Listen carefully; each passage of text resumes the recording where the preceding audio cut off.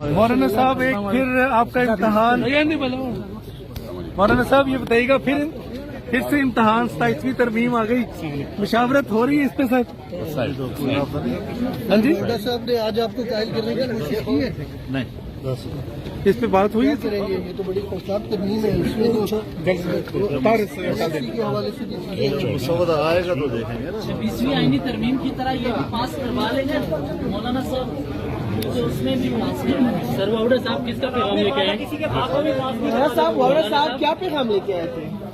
حضرت کوئی پیغام نہیں ہے، ملنے کے لیے آئے تھے، ملاقات ہوئی ہے، ہماری ملنا جلنا تو رہتا ہے۔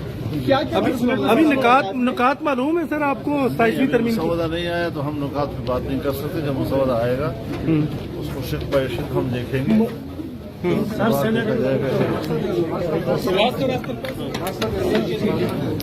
این ایف سی کے حوالے سے آپ کا کیا ویسے اسٹانس ہے؟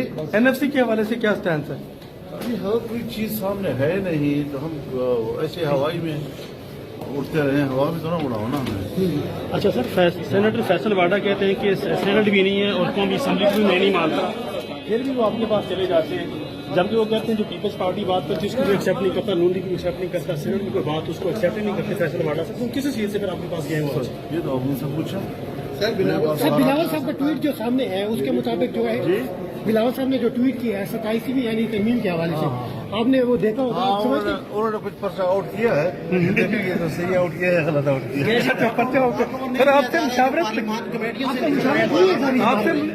آپ سے ملاقات میں بھی بات ہوئی تھی؟ مولانا صاحب عمران خان صاحب کا فیلڈ مارشل کے حوالے سے